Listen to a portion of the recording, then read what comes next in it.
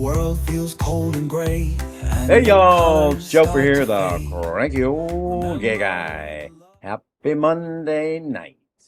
So today I am going to be talking about that good old phrase, love your gay. I know. When I first heard it, I said, that's not a good old phrase. I've never heard that before. But I have heard it, thinking back. It didn't catch on. But it popped up in my feed today, something about remember to love your gay. So I guess I should talk about what that means. And what it means is if you aren't gay, you most likely do have gays in your life. So love them. Love the gays in your life. Let them know that they are equal to you. They are people that you care about. You love them. It's all about acceptance. With everything that's going on in the world now, let gays, lesbians, trans, bi, plus people know that you love them. Okay, now if you are gay, it kind of applies the same way that you want to love the gays in your life. But there's one gay that's with you all the time, and that's yourself. So you've got to love the gay in yourself. So when I say love your gay, or the saying says love your gay, the way I interpret that is love the gays in your life, but also love the gay in yourself. Because it's not going anywhere. It's here for the long haul, so you better start loving it and make it the romance of your life. Because it's already your lifetime commitment, so you might as well enjoy it, right? So accept it, love it. When I came out, way back, in which administration was that? Ooh, it was a long time ago. Anyway, when I came to the actualization that I wanted to come out, and I had to accept that I was gay. Hence, I had to love the gay in myself because I was happy with everything except that part of my life because it was hidden and I couldn't act on it in the open. Even like just being seen with another gay person was, oh my God, someone's going to think that I'm gay. Well, I was gay, but I wasn't out yet, or I hadn't accepted it in my brain yet. So once I did that, everything turned around and life became happy and gay. Those were the good old days. They were also the scary days because of things going rampant in the community and there was no cure. So it's a mixed bag, Punk rock was big back then too, and go figure. Okay. I wrote some notes down. That's what I'm looking at down here, and I can't hold them up here because the lighting in this room is terrible. And if I turn up the lights so I can read it, then it's misery to you guys because I look all washed out and pasty, and I would rather look pink-cheeked and healthy. And yes, look at this. Guess what's in the cup? That's right, it's coffee. And it's after 7 p.m. and I'm drinking coffee. Damn, I am a wild man. Okay, beyond this slogan, Love Your Gay was on placards and posters during gay pride marches ages ago. I just didn't pay much attention to them. That's why I was thinking, have I heard this? Yeah, I've heard this before.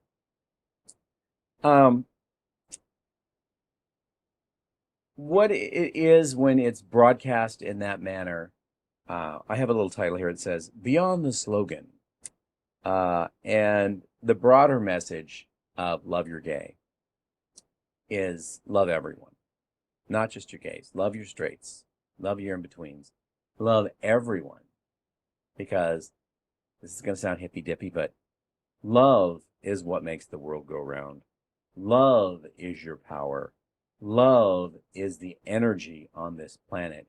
And it is through love that you will accomplish far more than you will through hate. And it's either love or hate.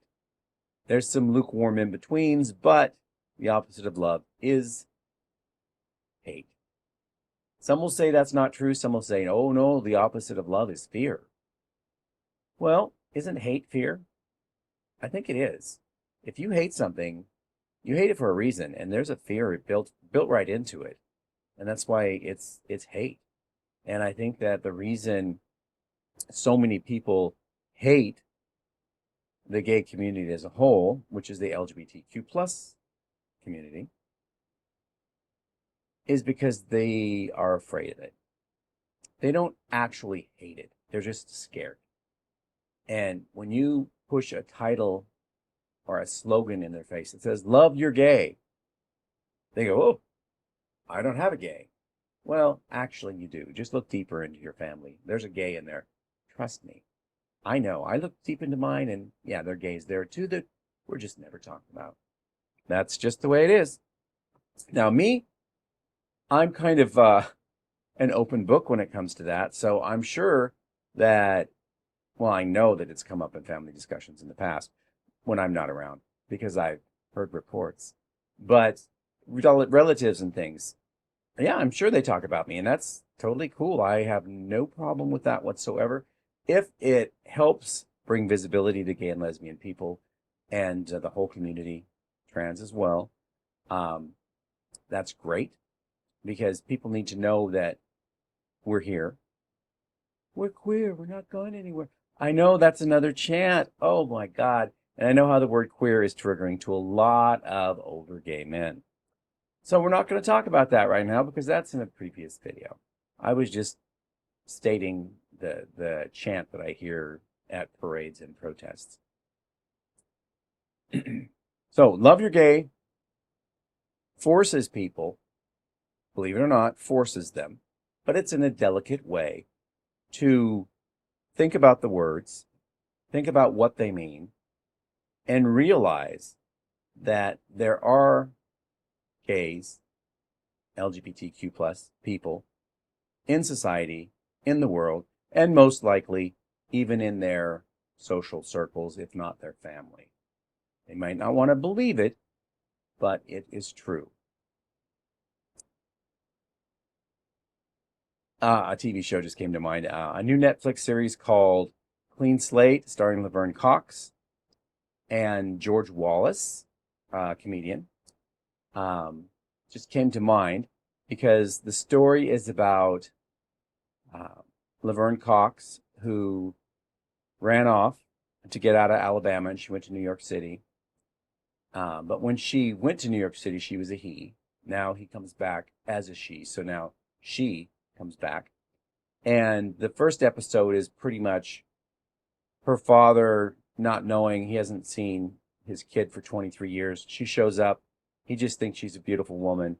He doesn't know it's his son until she tells him, or was his son until she tells him and says, you have a daughter now. So the first episode is him trying to get her pronouns right and accepting her as a child because they've been estranged for so long. Now, in coming home, there are people in her community that accept her, and there are people in her community that give her the side eye. And this takes place mostly with the people in her church, or her dad's church, her family church, the church she goes to. Now, the choir director is her best friend and has been since she was living as a boy in Alabama. And he is in the closet. It's the way his portrayal, it's kind of obvious after a few interactions that he has with people that, oh, this character's gay. How do I know? It was nothing blatant. It was just kind of obvious. And that is his coming out story is part of the series. Is the series any good? Well, I did watch her do an interview on TV prior to watching the series. And she had stated that she was trying to do a reboot of Sanford and Son with the child living with the parents. And Norman Lear owns the rights to that. He's now deceased. And he did not want a remake. Instead, he said, do something different. You can use the same kind of setup, but do something different. Make it now, make it current. So she did. So rather than the son living with the dad working in a junkyard, now the daughter, previously a son, comes home because she feels she failed in New York City running an art gallery. And, she had her heart broken by some guy named Gavin. Um, and they run a family car wash in this small town well, it's not really small. They say it's Mobile, but I haven't seen any big city things. I mean, I haven't been to Mobile. I've driven by Mobile on the way to New Orleans, and it looks like it's got tall buildings and it's an actual city. But in the show, they make it seem like a really small town, like 500 people or 1,000 people live there or something. And I know Mobile's bigger than that. Maybe they're saving on money because they're not even in Mobile. They're probably in LA. That's probably the gist of it. Oh, I was going to say, is the show any good? Well, I wanted to really like it, and I wanted it to be funny. George Wallace, I've seen him on interviews, and he's humorous. It's old school comedy, kind of the Don Rickles era, what's his name? Take My Wife, Please. Anyway, it's kind of vaudeville-ish. He says things that are supposed to be funny. And again, they are humorous, but they're comments from an old man who's not up with society, not current with the way things are going. So I don't know if it's supposed to be laugh out loud funny or not. Overall, I think that the show could be something. Right now, I don't think it's there. The writing needs to be a lot tighter, and they really need to expand Laverne Cox's acting, her range. It's very, very limited to this, I'm a sassy queen, and, I'm me, accept me. I mean, I get that like on the first episode, maybe the second episode, but it's throughout the entire series. I think there's 10 episodes. This is season 1. I've seen Laverne Cox in other things, and she is a good actress, but I don't know if it's because she's the producer of this show or maybe she's one of the writers. I think there's 3 names on there. I just didn't find what she's saying compelling to draw me in. She's got the whole love interest thing going on and the love triangle, and someone's continually hitting on her, and she's like teasing him and like, go away, I'm not interested. Have you ever dated a trans woman? No. Well, then why do you want to date me? I get where it's coming from, but I don't understand. Oh, well, I shouldn't really judge this. I also saw her on The View, and Sunny Hostin is a host on The View. And she goes, oh, I saw it. It's so funny. I love it. But she says that about every movie or TV show that one of the stars are on there promoting. So I can't really buy into that. But I did want to like it. I didn't dislike it. I just didn't love it. And it's not something I would like. I can't wait for season 2 or anything like that. That's neither here nor there. That is one of those side tangents I tend to go on, because we were talking about the slogan, love your gay. Well, go back to this TV series. George Wallace does love his gay. Now that he knows about it, he loves his gay because he likes the pastor guy too. They're buddies. They watch football together. But he also loves his trans daughter. So he loves the gay and he loves the trans. So he needs to find a lesbian on the show and a bisexual, and then add some pluses to make all that complete. Anyway, that's all I'm going to say about that. Okay, now my notes say that I should probably encourage you, because of what's happening in our country today, to do something about it. What are you going to do about it?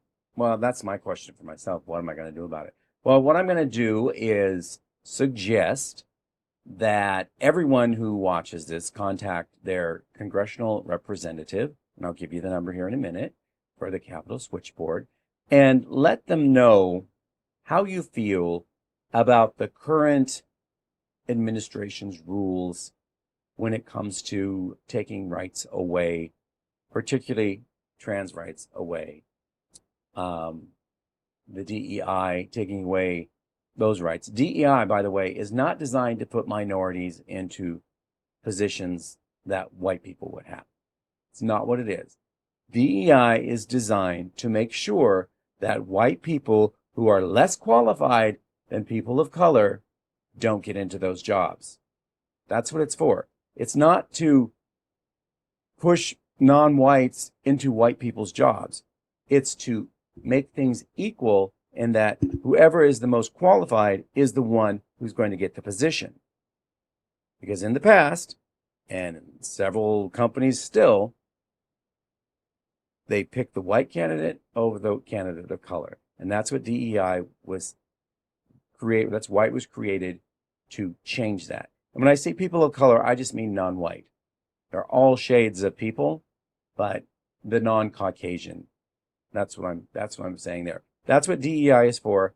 It's not what I hear in the press about putting minorities that are unqualified into these positions, or letting a dwarf fly a helicopter, and that's why a helicopter crashed into a plane. Yes, the orange man did say that. He blamed DEI, and then he blamed that and said that the pilot was a woman and a dwarf. And that's why the helicopter crashed. So let your representative know how you feel about these things, and ask them to stand with you and protect the rights of the LGBTQ community. Because right now, it's just trans people that we're hearing about being attacked. And when I say attacked, they are being othered. And when you become an other, a lot of the population no longer sees you as a person. So it's okay to discriminate against you, hurt you, hate crime you. That's what it is. And if you look back, and I know people hate it when I say this, but look back to the 1930s in Germany. This is exactly what their leadership did. They went after trans people first, made them less than human, and then played on people's fears that they're coming for your kids. These people are going to do this stuff to your kids. And people get used to discrimination and seeing people as others. So it's going to be easier for the administration to go after the next group. Because after a few weeks or months of hating on trans people, well, guess who's next? You and me. The LGBTQ community is there's going to be executive orders. I can tell you right now. How do I know this? Because you read Project 2025. The idea is to eliminate transism from the country. And next is to promote heterosexual relationships and do not recognize others. So you can expect there's going to be a challenge on gay marriage, because that's in the book, or excuse me, that's in the Project 2025 manual. It's a 900-page plus book. It's also called Agenda 47, which is Trump's name for it, because he wants to say he doesn't know anything about Project 2025. So they are getting discrimination commonplace, just like every time Trump does something outlandish, even the press is like, oh, that's just Trump. That's the norm. Well, they want to make discrimination the norm. So when they move on to the next group, people aren't going to put up a fuss, the majority of people, because, oh, well, we accepted it for them. It's kind of like when they came for them, I didn't do anything because they weren't coming for me. And then when they came for them, I did nothing because they weren't coming for me. But then they came for me, and there was no one to protect me. So that's why I'm saying call your congressman. And the number is, for the switchboard, it's going to be in the credits of this, and it's also going to be in the description. The Capitol Hill Switchboard is 202-224-3121. Tell them that you need their support, and tell them how you feel about this whole trans situation, and tell them that it's time that they love their gay. Not only in themselves, but love their gay, their constituents. They have gays in their constituency. It's time that they step up and love them. Okay, this is running long. That's all I've got to say tonight. I hope Love Your Gay is something I see more on t-shirts and on Twitter and on Instagram and in memes. Just love your gay. Okay, everyone have a wonderful Monday night. I hope to hear your comments. If I've said anything that touched a nerve, which I know there are a couple of you that it has touched a nerve, please put it in the comments. I'd love to hear it. I'd love to hear everyone who sees this, what their feelings are in regards to loving gays and the discrimination that's currently happening in this country. All right, have a good night, everybody. This is Joefer, the Cranky Old Gay Guy, saying, I will see you tomorrow.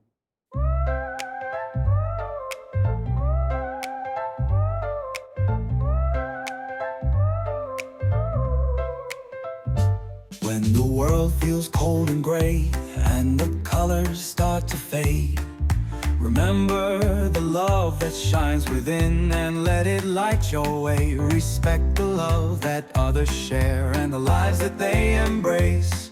For every heart there's a story told in the beauty of this space. Love your gay, let it show in every way.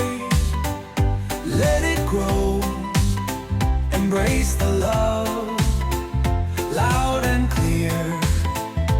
Love your gay without fear. Stand tall, be proud of who you are. In your heart, you're a shining star. Love yourself for all you give. In your truth, you truly live. Respect the love that others hold. In every soul, a tale unfolds. Celebrate the love we know. In every heart, let it show. Love